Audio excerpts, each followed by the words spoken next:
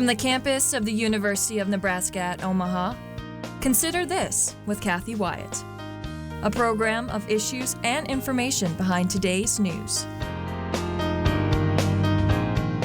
The United States military is undertaking a massive and ongoing operation to prevent this very wicked, radical dictatorship from threatening America and our core national security interests. We are going to destroy their missiles and raise their missile industry to the ground. It will be totally, again, obliterated.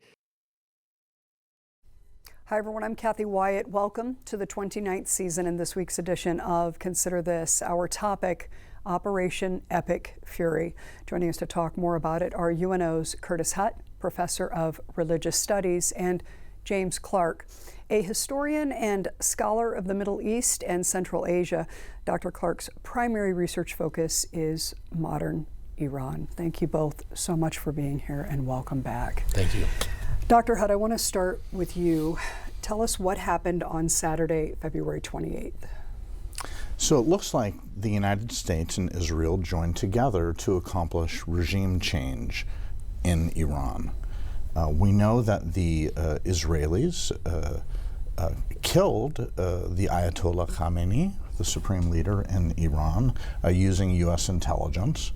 And we know that afterwards, and slightly right after the same time, they were attacking political leadership.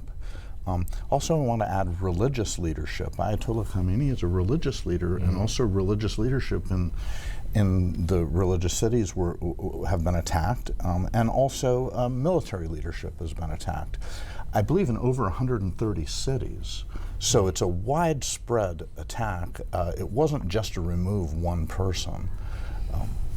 Okay. Dr. Clark, Iran retaliates, right, across several sites in various countries. Talk about what this is going to do to the wider region. Iran, from everything that we know, Iran had been preparing for this scenario ever since last summer, if not before.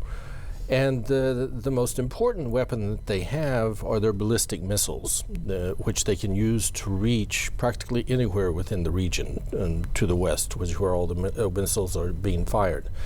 The Israelis last summer, seriously degraded, as they say, their aircraft radar system, and also their air force is virtually non-existent. So the Iranians began almost immediately firing missiles at American bases around the Gulf, at Israel, at Tel Aviv, and perhaps other cities, and causing some damage. And also perhaps ships, using not only the ballistic missiles but also the drones, which the Iranians have a great deal of skill in developing. So they've been retaliating throughout the region, and we have to see exactly what the reaction of the Gulf Arab states and Saudi Arabia, which there was an Iranian drone that struck the American embassy in Riyadh just today.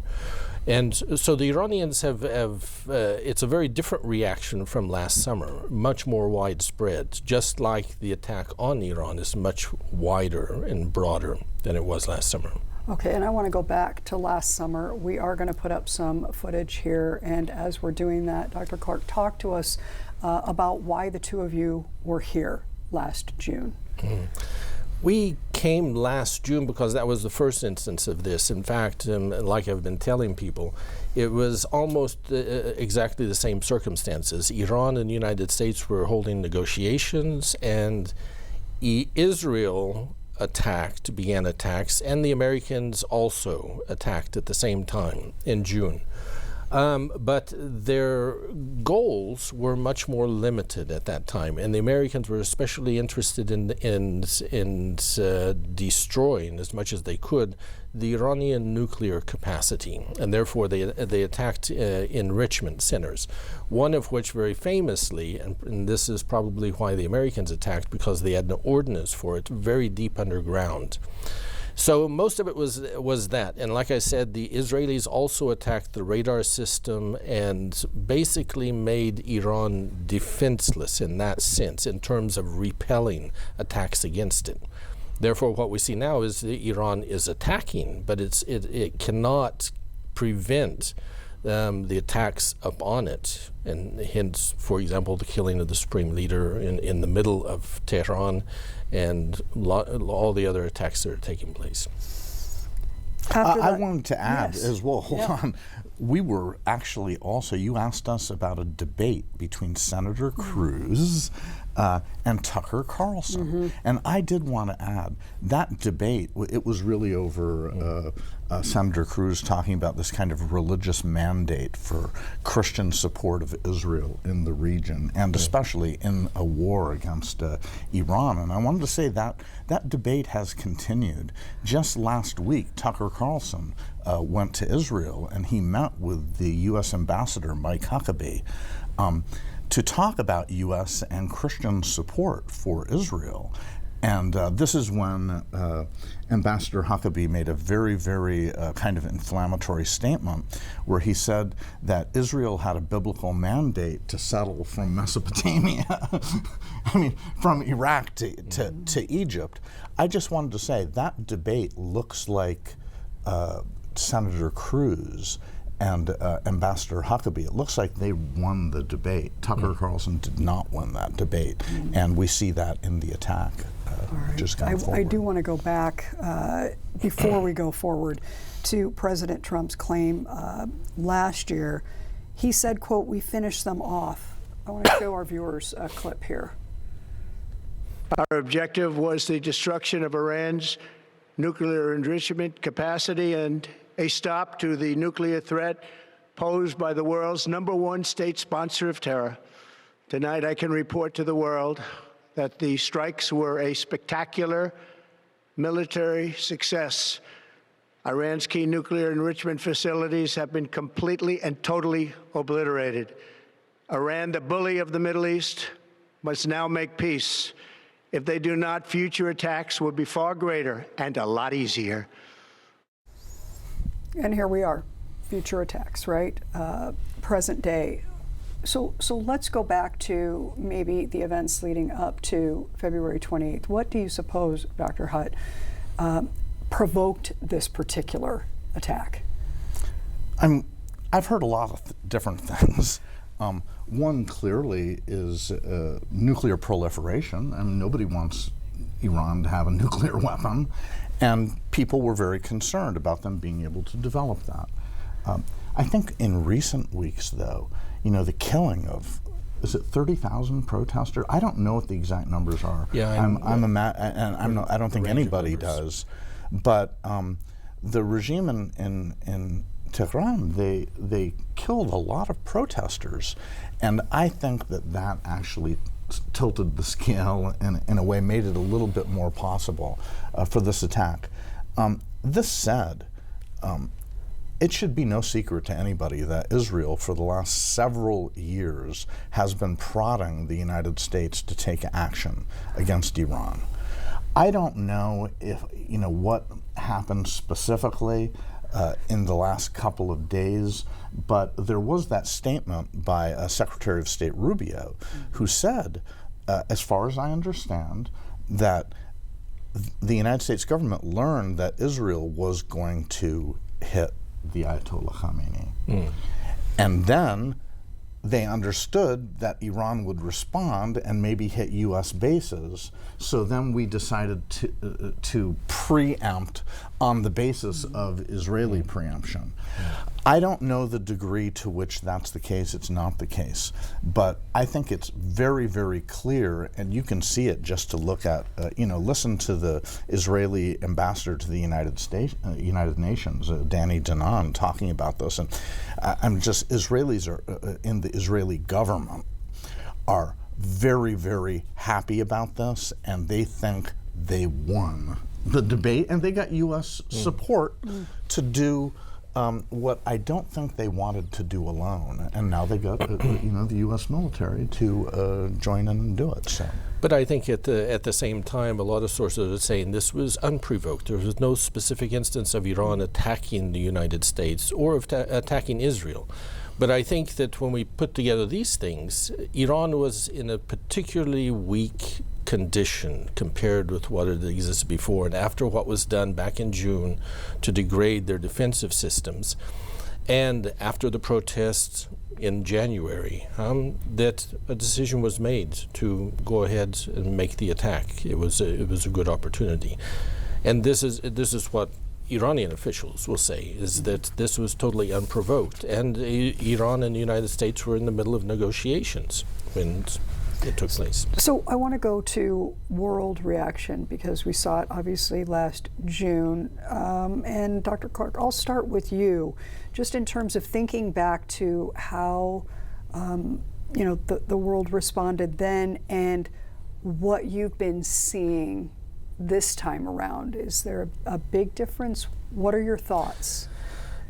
By the nature of the attacks and the so-called war that is taken on, the much wider nature that it is now, it's become very different. Back during the summer, it was much more limited because the targets were much more limited, and it only went on for 12 days, the so-called 12-day war, and there wasn't that big of a reaction in the world, and at that time. Now, though, and so we have had a calling of the UN Security Council just 2 days ago, and Gutierrez, this General Secretary, has called for a halt to this and how it violates the terms or rules, laws of the United Nations. We've seen a very strong international reaction against it. Of course, it becomes more complicated than that, because as the war continues, it seems to proliferate, to widen, and with the attacks upon Iran, but especially with the Iranian attacks around the Persian Gulf and against Israel, then we see a much different scenario developing, and it's unclear exactly how far it's going to go. I want to talk about things that are transpiring now at the time of this recording, which is March 3rd. One of the big topics of conversation right now are evacuations, and how difficult that is going to be to get folks out of there. And of course, the criticism is, why wasn't that thought of prior to all of this? Talk with us about those folks who are there wanting out and the difficulties that they may encounter getting them out of the area. Dr. Hutt? I mean, that really hits close to my heart, because I was in the first Gulf War. I understand a little bit about missiles and the Scuds from back then. I've seen, this stuff going on for time and time again. And, it's always too late when people want to get out. But I want to say, it's the people that are living there that are taking the brunt. Whether it's my relatives living in Jerusalem that have to go to the bomb shelter all the time, or it's heaven forbid you're a Palestinian living in Bethlehem, like right next door, or you're somebody that's under attack in Iran. I mean, I understand Tehran has serious water shortages. They have all kinds of just normal everyday issues that they're trying to deal with, and they're the ones that are. I mean, if you're under missile attack, this type of, that's very, very, and I understand evacuating, Americans out is a complicated issue, especially in a place like Israel where there are so many Americans. I don't see that, probably happening there, and I'm not certain everywhere around the Gulf where Americans are actually working. But this is something that should have been thought of before. They should have known that if war is going to take place, and an air war especially, that all flights are going to be shut down, just like they were back during the summer. So if this was not foreseen, then there was not very good planning, it seems. I would just like to add, President Trump said that he was surprised when Iran hit out against Kuwait, and against the UAE, Dubai. And these are, to be surprised by this is something extraordinarily traumatic to people that invested a lot of money, building up Dubai, making the world's largest airport, Abu Dhabi, whether it's Qatar or the Saudis. I think they're really upset at the United States and Israel, and I think they're really upset at Iran because they didn't give Israel or the U.S. permission to use the air bases to attack Iran. Like, they were not allowing them to attack, and then Iran hits them back anyways. So I think there's a lot of animosity. But I think that also it's just like watching the war in Ukraine, right? Is that these are not very exact weapons, these drones and the missiles, and even if they're aiming at the American military bases and it goes off course and hits an apartment building or something like that, it's not necessarily Iran targeting the Abu Dhabi or Qatar or Kuwait, So this is just an aspect of this kind of war, I think. I want to talk a little bit, too, about leadership right now, if you are in Iran. First of all, remind us, and you were kind enough to do this last year, talk a little bit about the people of Iran. Let's just start there. Iran's, well, let me just give you some basic facts. It is a country that is about 2.5 times the size of Texas. The largest in terms of area, the largest probably country in the Middle East, aside from Sudan, which is larger.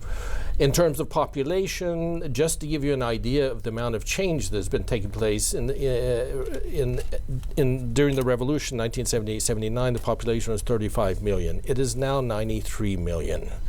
And the distribution of that population has changed dramatically from the countryside to the cities. So you have now Tehran, and what the Iranians refer to as larger Tehran, is a huge megapolis of more than 15 million people now. It's a huge, engulfed outlying areas. In terms of the population also, it is very diverse in terms of ethnicity. In terms of religion, it is pretty monolithic. 90% of the Iranians are of the Shiite sect of Islam. But you also have Jews, you also have Armenian, Assyrian Christians, you have Zoroastrians, and some smaller religions. If I can add something there, Iran has the largest Jewish community in the Middle East outside of Israel. And personally, I've been very, very concerned about them, just in the same sort of way that when the U.S. went into Iraq, there were many Arab Christians living in Iraq. And, they didn't have the body armor. They had to, kind of take it head on. And I am concerned about that Jewish population in Iran because, historically, they've been somewhat protected and they've grown and, they haven't had to flee up until now. And by law, they have a representative in the parliament, as do the Armenians, as do the Zoroastrians. The other thing I wanted to mention was the ethnic diversity. Oftentimes we think of Iranians as Persians, which it used to be called Persia, but only about half the population are native Persians. And you have a huge Turkish, Azerbaijani Turkish, and Turkoman Turkish percentage. In fact, the supreme leader, Khomeini, was a Turk, ethnic Turk. There are also Kurds, Lurs, Baluchis, Arabs in Khuzestan, the oil area, and various other minorities. So it's a very diverse society, and one that has advanced tremendously, and it's also an oil economy, and has been since the 1950s. You take that diversity and now the lack of leadership. What is going on there as we are sitting here today? I think there is no lack of leadership. I think the Iranian government has very quickly put people in place, and there is one younger man by the name of Ali Larijani who has apparently been put in power. He's been in the government for a very long time. Actually, there were 3 brothers at one time. And he is apparently responsible for the day-to-day affairs now of the government.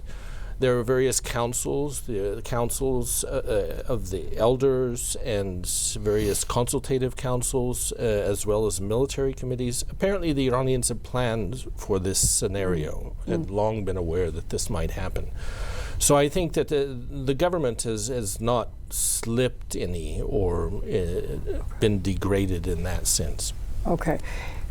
Given your background and what we have been discussing here today, Dr. Clark, I'm curious, what is it that consumes you right now? What is it that is consuming your thoughts and really concerning you about all of this at this point? I think that the greatest concern, I don't know if I would describe it as being consumed by anything, or it's more overwhelmed by the amount of information that is coming in and by all these different voices from all the different countries and every day. Part of this is just our modern life, I think. But at the same time, I think in any kind of situation, it was true back during the summer also, in any kind of war, conflict, and also I might also point out what's going on in southern Lebanon right now, is the uncertainty. And we do not know what is going to happen next and how long this is going to go on and what tragedy, how much more destruction, how much more death is going to occur. At the time of this recording, President Trump is vowing to avenge the death of American servicemen. Iran's foreign minister has also claimed the attacks will not go unanswered. Dr. Clark, what does this mean? It means the same thing that I just said. Apparently, it's not going to stop. And if everyone is going to set out and become vengeful for everything that is committed against them, you see no end in sight. All right. Dr. Hutt, White House is calling this peace through strength. We've heard that phrase before during the Cold War. President Reagan. President Reagan, peace through strength, was all about deterrence. You want to be so strong that people don't want to attack you. I mean, I'm sorry, this does not look to me like peace through deterrence type of strength. It looks like peace through preemption. It looks like, unfortunately, I do agree with James. I think it looks a bit more like somebody lit a fuse. And we don't know where the charges are going to go off next. And there's, like I said, in the Gulf, imagine just the businesses that are so concerned about, oil's going to go up to what price, especially in Asia, and how many, millions of barrels are going through the Straits of Hormuz every day, and how many flights are going through the world's largest airport in Dubai, and how many people don't want to go visit their apartments that they bought for tens of millions of dollars in Dubai because it just turned into a war zone. And, can Iran maintain that? The Iranian drones that they are firing into the Persian Gulf are very inexpensive, and every time a missile goes up to knock one of them out, that missile cost a lot of money, and I think the Iranians are going to try to outlast the defenses in the Persian Gulf, and they'll just keep sending drones in as long as they can. The question is, are we going to be able to stop them from doing that? And James just explained, Iran is a really, really, really big country with a huge population. We're not talking, Israel with 10 million people. But like I said, I think the Iranians are prepared for this. And in spite of videos that we see of hitting targets and missiles and things, it's the ones we don't know about or where they're at. And they're aware of trying to, or they're trying to get around the Israeli and American surveillance that they know about. So we'll see. So, Dr. Hutt, how can this be resolved then? I'm going to say something, Tara. I'm going to quote a colleague that I've worked with in the past. He actually came to UNO and gave a Goldstein lecture on human rights. And I've worked with him in Jerusalem. His name is Gary Mason. And he was the architect of the Good Friday peace agreements in Northern Ireland. He moved his operations to the Middle East to see if he could continue to do peace work, there. But he said he always got very upset when people would refer to him as a peacemaker. And the reason why, he said, people can't make peace, right? Like the best you can do is to keep peace in place and to preserve peace. But once war breaks out, then it's very unpredictable. And you don't, I mean, the Iranians are trying to go around what the U.S. and Israel have done to them. They're looking actively for ways that they can retaliate and respond. The Israelis are, and it's going to get, theoretically, it can get very ugly, and it can get worse than what it is now. I'm curious to what worse would mean to but we have a situation here that we've been watching, and things change from day to day. We're shocked what is happening. So it could end within the next few days or 2 weeks. We don't know. This is the political situation. But one of the things that I heard was that this last weekend, whether it's true or not, is that the Americans or President Trump approached the foreign minister of Italy and wanted him to approach the Iranians and ask about a ceasefire. And the Iranians said absolutely not. So once you have, one thing, it shows that once you've started something like this, and it is very difficult to stop, first of all. Second, it's very difficult to know where it's going to go. And just to add, this looks like it's turning into a very religious war. And religious wars are even more unpredictable than the others, and oftentimes much more bloody. And, the Ayatollah Khamenei, the supreme leader of Iran, was killed. Talking about Operation Epic Fury today with Drs. Hutt and Clark, we have less than 2 minutes remaining, and I think uncertainty is obviously coming to the top quite a bit in this discussion. Nebraskans who are watching today, who are joining us in that uncertainty. In 30 seconds or so, I'd like each of you to speak to them, and I don't know, what would you tell them, Dr. Hutt?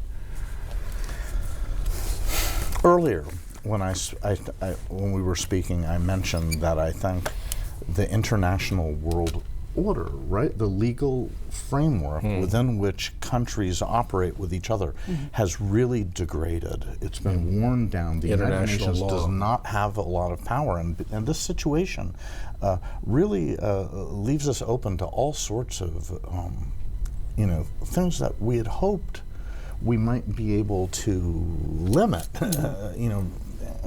So I think the degradation of international law is a huge problem. I know in the United States we have our own problems, but in the larger, what's the Board of Peace? Trump doesn't want United Nations anymore. He's got his own board to make peace. I think there's just so much confusion, and where do you turn?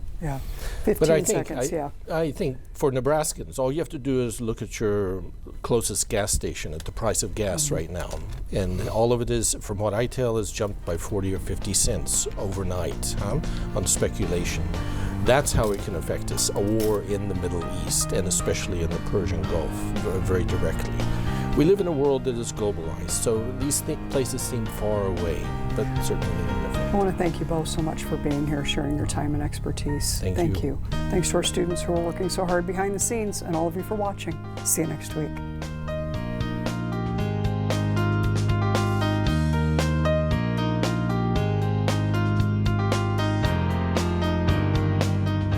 Consider This is an issues and information program produced by UNO Television in the School of Communication.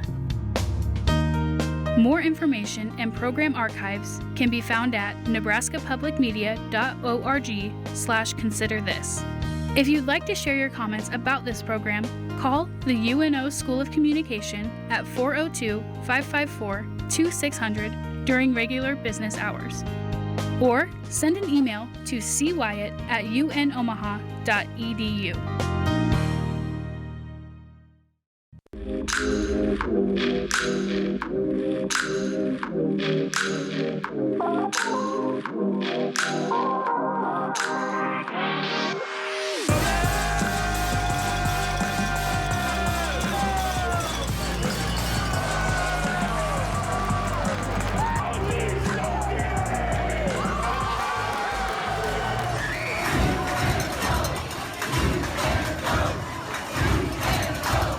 You are a maverick. You stand ready to change the world. You are an innovator with bold ideas and a vision for the future. You are determined to turn your dreams into reality. You are a leader, committed to making a difference. With Omaha as your campus, you're at the center of it all. Here at UNO, you dare to dream, to innovate, to lead, to shape a brighter future. You are a maverick.